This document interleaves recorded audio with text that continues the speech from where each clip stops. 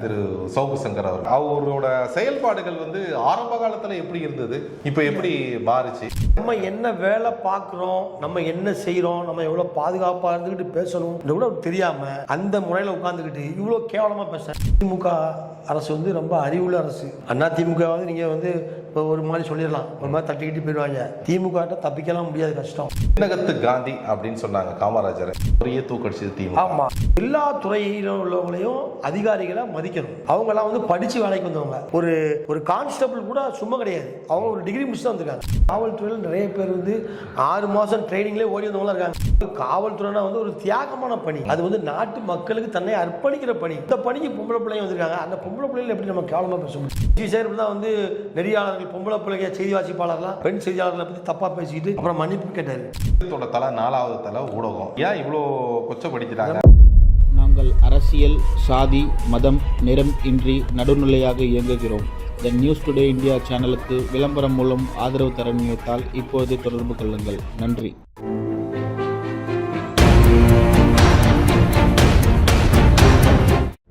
வணக்கம். உங்களுக்கு பேங்க்கில் வேலை செய்ய கனவு இருக்கா? உங்களோட கிராஜுவேஷன் 50% மேல இருக்கா?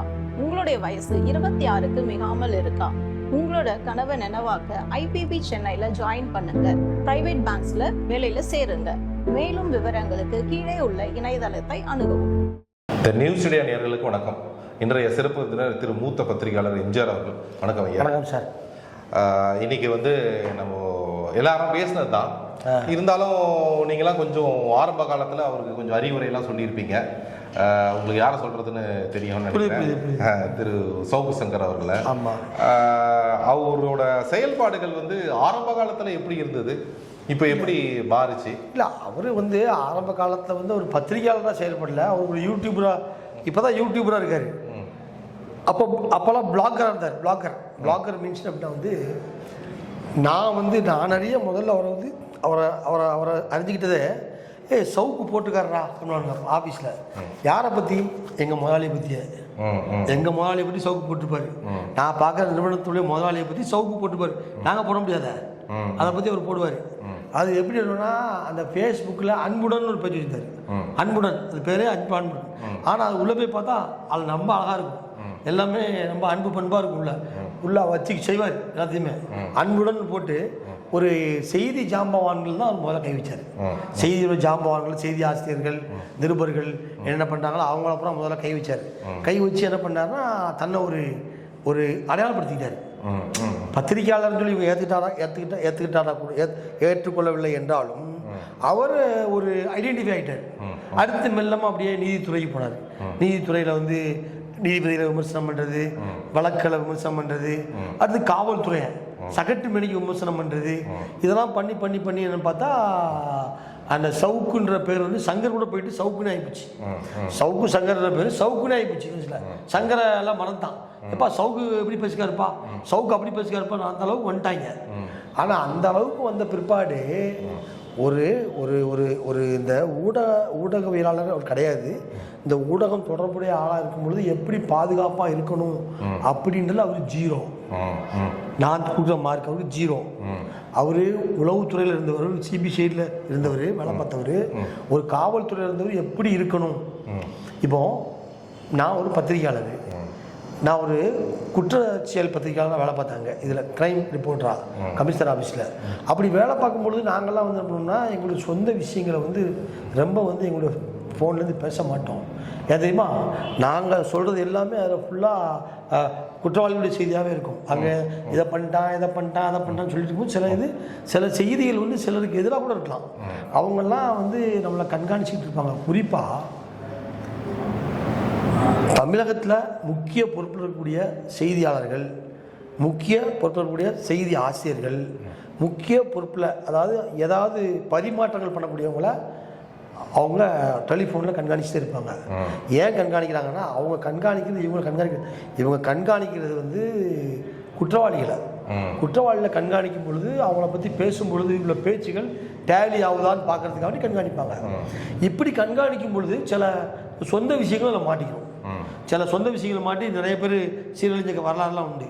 சில செய்தியாளர்களுடைய வீட்டுக்கார அம்மாட்ட போய் சொல்லி கொடுத்துருவாங்க, அந்த நம்பர் இருக்கும்ல அதில் போட்டு விட்டுருவாங்க. அப்புறமா வீடு ரெண்டாகி போகும். இந்த மாதிரிலாம் நடந்துருக்குது. ஆனால் இது சவுக்கு ஊடகம் இல்லை சவுக்கு வந்து ஒரு பெரிய ஊடகத்தை ரெடி பண்ணிட்டாரு. சவுக்கு ஊடகம் ரெடி பண்ணிட்டாரு. அப்போ அந்த ஊடகம்னா அந்த ஊடகத்தை எப்படி நடத்துறது, எவ்வளோ பாதுகாப்பாக நடத்தணும். இப்போ அவர் சொன்ன ஸ்டேட்மெண்ட்லாம் பார்த்தீங்கன்னா அந்த காவல்துறையினர் திட்டத்துக்கு முன்னாடி ஒரு பேட்டி சொல்கிறார். காவல்துறையினர் திட்டத்துக்கு ஒரு பேட்டி கொடுத்துருக்காரு. ஏதோ ஒரு 4th எஸ்டேட்டோ ஏதோ ஒரு டிவியில் கொடுத்துருக்காரு. அப்போ அவர் சொல்கிறாரு, என்னுடைய உதவியாளர் லியோவை எப்படி பண்ணாங்க, என்னுடைய உதவியாளர் தர்மபுரியில் இப்படி பண்ணாங்க. ஏன் எப்படி பண்ணாங்கன்னா, ஏன்னா டெலிஃபோன் டேப்பிங் தான் இல்லாமல் இது மாதிரி தெரியாது. உங்களுக்கு டெலிஃபோன் டேப் பண்ணி தான் எல்லாமே பண்ணுறாங்க.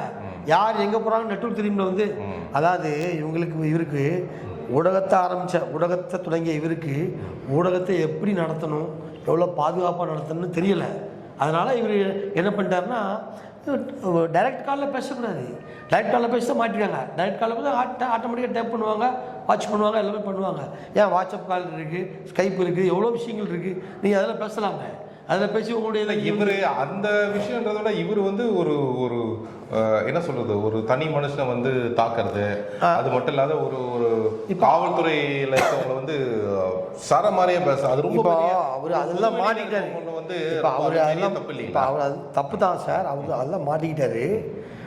நான் சொல்றது சில மக்கள் வந்து நான் என்ன சொல்ல வரேன்னா, நம்ம என்ன வேலை பார்க்குறோம், நம்ம என்ன செய்கிறோம், நம்ம எவ்வளோ பாதுகாப்பாக இருந்துக்கிட்டு பேசணும் கூட தெரியாமல் அந்த முறையில் உட்காந்துக்கிட்டு இவ்வளோ கேவலமாக பேசுகிறேன். அப்படி முதல்ல உனக்கே பாதுகாப்பு இல்லை. உனக்கு என்ன மாதிரி ஊடகத்தை ஆரம்பிச்சுட்டு என்ன மாதிரி டெலிஃபோன் டேப்பிங்லாம் ஓடிக்கிட்டு இருக்கோம். ஒரு முக்கிய ஆட்களை பற்றி நம்ம பேசுகிறோம், முக்கிய ஆட்களை பற்றி கான்வர்சேஷன் நடத்திட்டே இருக்கோம் நம்ம. அப்போ நம்மளை யாரெல்லாம் கவனிச்சிட்டு இருப்பாங்க, எல்லாரும் கணக்கு கவனிச்சிட்டு இருப்பாங்க. சாதாரண டெலிஃபோன் டேப் பண்ணி தொடர்புடைய அமைச்சருக்கே போகுதுன்னு தான் நான் கேள்விப்படுறேன். அந்த அமைச்சர் அதை போட்டு கேட்பாரு, ஓ இப்படி பேசியிருக்காரா, ரைட், அப்போ அதுக்கு மொத்தமாக ரெடி பண்ணுங்கன்னுவாங்க. ஏன்னா உங்களுக்கு மாநில அரசு எந்த அரசாக இருந்தாலுமே வந்து திமுக அரசு வந்து ரொம்ப அறிவுள்ள அரசு.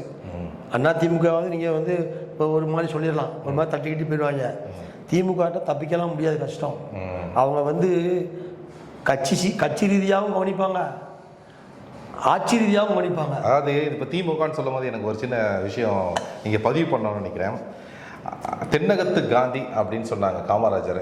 ஆமாம், அவர் வந்து அந்த காலகட்டத்தில் அவரோட ஒரு சிறந்த அரசியல்வாதி கிடையாது, ஒரு பெரிய அரசியல்வாதி, இந்தியாவோட பிரைம் மினிஸ்டரே நிர்ணயிக்கக்கூடிய அளவுக்கு இருந்தவர். அவரையே தூக்கடிச்சது திமுக. அப்போ அது எவ்வளோ பெரிய சக்தி, சக்தி. இப்போ திமுகவில் வந்து உங்களுக்கு வந்து திமுகவை எதிர்க்கிறதுலாம் வந்து நீங்கள் சாதாரணமாக சொல்லி எதிர்த்து பேசுறது, சுட்டி காமிச்சா அதை கேட்டுக்கிடுவாங்க, அதை திருத்துவாங்க. அதே நேரத்தில் உங்களை குறித்து வச்சுருப்பாங்க யார் இதை சொன்னதுன்னு சொல்லி. ஆனால் வந்து நல்ல விஷயமா இருந்தால் விட்டுருவாங்க.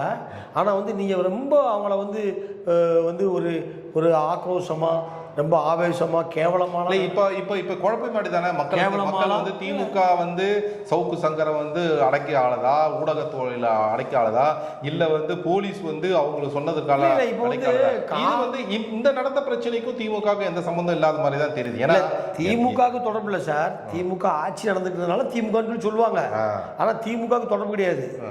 ஏற்கனவே இவர் வந்து திமுக முதலமைச்சரை போய் சந்திச்சு பேசுதான் சொல்றாங்க. ஆனா ஒரு சில பேர் அவர் சந்திச்சா சொல்றாங்க, ஒரு சில யூடியூப்ல பேசுறாங்கல்ல, அவங்க சில பேரை சந்திக்கலாம் இல்லைன்னு சொல்லி சொல்றாங்க. அது நம்ம அதுக்குள்ள நம்ம போக வேண்டாம். அவர் சந்திச்சாரா சந்திக்கலையோ அது ரெண்டாவது விஷயம். ஆனா எல்லா துறையிலும் உள்ளவங்களையும் அதிகாரிகளை மதிக்கணும். அவங்கெல்லாம் வந்து படிச்சு வேலைக்கு வந்தவங்க. ஒரு கான்ஸ்டபிள் கூட சும்மா கிடையாது, அவங்க ஒரு டிகிரி முடிச்சு தான் வந்திருக்காங்க. ஒரு பெண் காவலர் வந்து டிகிரி முடிச்சு அவங்களுக்கு எவ்வளோ வலி இருக்கு, எவ்வளோ பிரச்சனை இருக்கு. அதாவது அவங்க வந்து சொல்லுவாங்க நிறைய, அதை பத்தி நம்ம தனியா ஒரு பதிவு வைக்கலாம். அவங்களுக்கு வந்து உண்மை சொல்ல போனா பெண் காவலர்களுக்கு வந்து ஒண்ணுக்கு போறதுக்கு இடம் இல்லை சார். ஆமா, அவங்களுக்கு எவ்வளவு பெரிய கஷ்டம், கழிப்பிடமே கிடையாது. எவ்வளோ பெரிய கஷ்டம் இல்ல, அது ஆண்களுக்கு இல்ல, பெண்களுக்கு மட்டும் நம்ம சொல்றோம், ஆண்களுக்கு கிடையாது. பாருங்க, காவலர்கள் வந்து 1,10,000 பேர் தான் இருக்காங்களாம். ஆனா ஸ்ட்ரென்த் வந்து 130 தேவைப்படுது. ஆனா 20 லட்சம் பேர் கம்மி, 20,000 பேர் கம்மியா இருக்காங்க. ஒரு IPS அதிகாரி ஆகணும் அப்படின்னா எவ்வளவு கஷ்டப்படணும், எவ்வளவு படிச்சிருக்கணும், கிடையாது. எவ்வளவு அதாவது விஷயங்களை தாண்டி வரணும், காவல் எவ்வளவு நெறியா இருக்கணும். இல்ல காவல்துறைனா ஒன்றும் கிள்ளிக்கிற கிடையாது சார். காவல்துறையில் நிறைய பேர் வந்து 6 மாசம் ட்ரைனிங்லேயே ஓடி வந்தவங்களாம் இருக்காங்க. ஆமாமா. அந்த ட்ரைனிங் முடியாம ஒரு காவல்துறைனா வந்து ஒரு தியாகமான பணி. அது வந்து நாட்டு மக்களுக்கு தன்னை அர்ப்பணிக்கிற பணி. அந்த பணிக்கு பொம்பளை பிள்ளைங்க வந்திருக்காங்க. அந்த பொம்பளை பிள்ளைங்க எப்படி நம்ம கேவலமா பேச முடியும்? அந்த மனிதர்கள ஒரு பிரஸ் மீட்ல ஒரு நிருபர் கேட்டார். அப்போ வந்து முத்து கருப்பன் இருக்காருல, அவர் வந்து கமிஷனராக இருந்தார். அவர் முத்து கருப்பன் பழைய கமிஷனர் இருந்தார். அப்போ ஒருத்தர் கேட்காரு, சார் இந்த காவல்துறையே இப்படிதான் சார் அப்படி. அப்போ அவர் சொன்னார், சார் காவல்துறை யார் சார்? உங்கள்கிட்ட இருந்தாலும் சார் வந்திருக்காரு காவல்துறை. உங்கள்கிட்ட இருந்தாலும் வந்திருக்காரு காவல்துறை. ட்ரெஸ் தான் சார் போட்டுக்காரு. எல்லாத்துலேயுமே மனுஷத்துல கோவம் உள்ளவன் இருப்பான், குணம் இல்லாதவன் இருப்பான் சார். ஆனா காவல்துறை கட்டுப்பாடாக இருக்கும். அதுல எனக்கு ஒரு விஷயம் பதிவு பண்ணணும்னு ஆசையா இருக்கு இந்த பாயிண்ட்ல. அதாவது ஒரு பதவி உயர்வு வேணும் அப்படின்னா இப்படி தாழ்ந்து போகணும் அப்படின்ற ஒரு வார்த்தை சொல்றாரு. நாங்களாம் கூட நிறைய இதுல கார்பரேட்ல இருந்திருக்கோம், நிறைய விஷயங்கள் தெரியும். உண்மையா சொல்ல போனா அப்படி ஒரு எண்ணங்கள் வந்து இருக்காது சார். வாய்ப்பே இல்லையே. ஒரு நல்ல மனிதனா இருக்கும் போது அந்த மாதிரி ஒரு எண்ணமே வராது. முதல்ல அதை பேசுற அளவுக்கான ஒரு எண்ணம் தன் மனசுக்குள்ள வருது அப்படின்னா அந்த ஆள் எப்பேற்பட்ட வக்கரமான ஆளா இருக்கும். அது ஒண்ணு இருக்கு. நீங்க அது ஒண்ணு இருக்கு. நான் சொல்றது புரியுது. அதாவது வந்து நம்மளாம் வந்து நிறைய பேர் வளர்த்துட்டு இருக்கோம். நம்ம கைப்பட்ட ஆள்கள்லாம் நிறைய உயரமா இருக்காங்க. சில பேர்லாம் பெரிய உயரத்தில் இருக்காங்க. நம்ம சொல்ல வேண்டியது கிடையாது. நம்மள்கிட்ட வேலை பார்த்த பசங்க, நம்மள்கிட்ட வேலை பார்க்கன்னு வந்தவங்க, உயர் பதவிகள் சாதாரணமாக இல்லை. ஒரு தம்பி வந்து முதலமைச்சரே பேட்டி எடுத்தார். நம்மள்கிட்ட வேலை கற்றுக்கிட்டவர். அதனால் நமக்கு பெருமைக்குரிய விஷயம் தான். நான் என்ன சொல்கிறேன்டா, அந்த மாதிரி நிறைய பேர் பெண்களையும் வளர்த்துட்டு இருக்கோம். ஆனால் இந்த மாதிரி ஒரு சிந்தனையே வராது. இல்லை, அதுதான் சொல்றேன். இந்த சிந்தனை வர்றதுனால இது வரதே வந்து ஒரு இழுக்கான விஷயம். இந்த சிந்தனை அப்படிதான் இருக்குன்னு வியூகப்படுத்துறது அப்புறம் எவ்வளவு வக்கரமான புத்தி இருக்கும். அப்போ வந்து அந்த மாதிரி புத்தியில உள்ள ஆள் தான் அப்படி பேச முடியும்னு நினைக்கிறேன். அதுதான் சொல்ல வரும். அதுதான் மாதிரி தவறு இல்லை. அந்த வக்கர புத்தி இருக்கிற ஒரு மைண்ட்ல அதாவது போகும். இப்படி பேச இப்போ எப்படின்னா, எத்தனையோ கம்பெனி இருக்கு. நான் வந்து போலீஸ்காரங்களை மட்டும் சொல்ல வரல, எத்தனையோ கார்பரேட் நிறுவனங்களுக்கு எத்தனையோ கம்பெனி இருக்கு. அப்ப எல்லார் மேலதிகாருக்கும் கீழே இருக்க பெண்கள் வந்து அவங்க வந்து இது போனோமா அப்படின்னா அது எவ்வளவு பெரிய தப்பு. எத்தனை எல்லாம் நம்ம குடும்பத்துல எல்லாரும் மாட்டி முடிச்சாரு. நம்ம குடும்பத்துல எத்தனை பெண்கள் வேலைக்கு போறாங்க, போறாங்க, அம்மா மாட்டிட்டு முடிச்சாரு. எஸ்வி சார் தான் வந்து நெறியாளர்கள் பொம்பளை பிள்ளைங்க செய்தி வாசிப்பாளர்லாம் பெண் செய்தியாளர்களை பத்தி தப்பா பேசிக்கிட்டு அப்புறம் மன்னிப்பு கேட்டாரு. ஏன்னா அந்த மாதிரிலாம் பெண்களை பேசுறதுக்கு ரைட்ஸே கிடையாது. அப்படி பேசவும் கூடாது. ஏன் தெரியுமா, நம்ம வந்து ஒரு பெண்ணுடைய வயிற்றுலேருந்து நம்ம வந்திருக்கோம். அப்போ அந்த பெண்ணுக்காவது மதிப்பு, நம்மளுடைய தாய்க்காவது மதிப்பு தரணும்ல. நீ தாய்க்காவது மதிப்பு தரணும். நீ பேசிட்டு வீட்டுக்கு போகும்போது முன்னாடி முடிஞ்சு எப்படி முடிப்ப? புரியாத ஒரு விஷயம். நீ பேசிட்டு போறியா, பேசிட்டு போய் அங்க அக்கா உங்க அம்மா உங்க கொண்டாடி பின்னாடி இப்படி போய் நீ முழிக்க முடியாது. எனக்கு புரியவே இல்லை.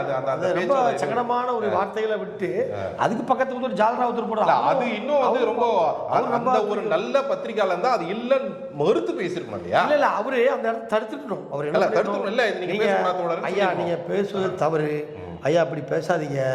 நீங்க அப்படி எல்லாரையும் ஒட்டுமொத்தமா சொல்லாதீங்க. யாரோ ஒரு சிலர் அப்படி இருக்கலாம், நீங்க அதோட விட்டுருங்க, அப்படி பேசுங்க, திருப்பி விட்டுருணும். ஆனா அவரும் சேர்ந்து ஜாலரா போடாரு பார்த்துங்க. அது வந்து ரொம்ப கொடுமை. ஏன்னா அவரும் அப்படிதான் இருப்பார் போல் தெரியுது. அப்படி எப்படி ரெண்டு பேரும் ஒற்றுமையா இருக்காங்கன்னு தெரியல. அந்த ஒரு கருத்தை பேசும்போது கூட அதுக்கு உண்டான ஒரு மறுப்பான ஒரு முகம் கூட ஒரு பாவனை அவர் முகத்துல தெரியல. அது ரொம்ப கஷ்டமா இருந்தது. இல்ல அவருக்கு அதுக்கு 2-3 யூடியூப்ல நான் பார்த்தேன். வந்து 4-5 இளைஞர்கள் வந்து யூடியூப்ல பேசுறாங்க. அவங்க போட்டிருக்காங்க, அவர் எப்படியே மறுத்து பேசுவார், அவர் மறுக்கலாம் மாட்டார். எங்கே வியூஸ் போயிருமோன்னு சொல்லி அவர் வந்து மறுக்க மாட்டார். ஏன்னா இவரை மறுக்க அவர் சொல்ல அப்புறமா வந்து பேச வரவே மாட்டார். ஏன்னா இவர் 2 பேர் தான் ஒன்றா உட்காந்து பேசி வியூஸ் ஏற்றுறாங்களாம். அந்த குறிப்பிட்ட தொலைக்காட்சியில் குறிப்பிட்ட யூடியூப்பில் வந்து 2 பேர் உட்காந்து பேசி தான் அவ்வளோ பேர் பார்க்க வைக்கிறாங்க அப்படின்னு சொல்லி இதை வந்து அவங்க காசாக்குறதுனால கேட்க மாட்டார். அவர் கேட்டிருக்கக்கூடிய வாய்ப்பு இருந்திருக்காது. ஏதாவது வேற ஆளாக கேட்டு போகிறான் அப்படின்னு சொல்லி சொல்கிறாங்க. அதாவது ஊடகம் அப்படின்றது வந்து 4வது தலை அப்படின்னு சொல்லுவாங்க. அந்த சிங்கத்தோட தலை 4வது தலை ஊடகம். இதை ஏன் இவ்வளோ கொச்சப்படுத்திட்டாங்க? இல்ல இது மக்களும் தப்பு. மக்கள் வந்து அந்த மாதிரி பேசுறது போது அதிகமான சப்ஸ்கிரிப்ஷன் போறாங்க, ஆதரவு கொடுக்குறாங்க. அது மக்களோட தப்பு. இந்த மாதிரி ஒரு ஆளை வந்து எக்காரத்தை கொண்டும் அடுத்தது நீங்க ஊக்குவிக்க கூடாது. அதாவது வியூவர்ஷிப் இருக்க போய் தானே அவங்க வந்து இவ்வளோ பேசுறாங்க. பணம் வருதுன்னு சொல்லிட்டு இவ்வளோ பேசுகிறாங்க, தனியாக ஊடகத்தை அதாவது ஒரு மனுஷனும் சப்ஸ்கிரைப் பண்ணுறதுக்கு முன்னாடி இந்த விஷயத்த இந்த மாதிரி ஒரு ஆள் பேசினா, நம்ம வீட்லேயும் பெண்கள் இருக்காங்க, அக்கா இருக்காங்க, அம்மா இருக்காங்க, தங்கச்சி இருக்காங்க, அவங்கள பார்த்துட்டு அந்த சப்ஸ்கிரிப்ஷன் பண்ணணுமா, அவங்களோட வீடியோ பார்க்கணுமா பார்க்கக்கூடாதான்னு பார்த்துட்டு பண்ணணும். மக்கள் தான் இதோட தீர்ப்பு. மக்கள் தான் ஒரு அதிபதி. ஆமாம். ஏன்னா வந்து போலீஸ்காரங்களும் நம்மளை காப்பாற்றுதான் இருக்காங்க. ஆமாம்மா சார், காவல்துறை எதுக்காக இருக்காங்க? நம்மளை காப்பாற்றுதான் அவங்க வந்து பசி பட்டினியாக கிடந்து அவங்க வேலை பார்க்குறாங்க. பொம்பளை பிள்ளைகளும் வேலை பார்க்குறாங்க. இப்போ பொம்பளை பிள்ளைலாம் போலீஸ் வேலைக்கு வரணும் என்ன தலையெழுத்தா? ஏன் வராங்க? குடும்பத்தை காப்பாற்றணும். கவர்மெண்ட் வேலை, ஏதாவது பென்ஷன் கிடைக்கும் நமக்கு ஒரு காலத்தில், நம்ம ஒரு அரசு குடியிருப்பில் வாழலாம். எல்லாமே ஒரு அவங்களுக்கு ஆசைகள் இருக்கும்ல. அப்போ அதெல்லாம் மண்ணள்ளி போடுற மாதிரி நம்ம பேச முடியுமா? அப்படிலாம் பேசக்கூடாது. இதோட இது போன்ற பேச்சுகள் யார் பேசினாலும் வன்மையாக கண்டிக்கணுன்றது தான் நம்முடைய வேண்டுகோள். நன்றி.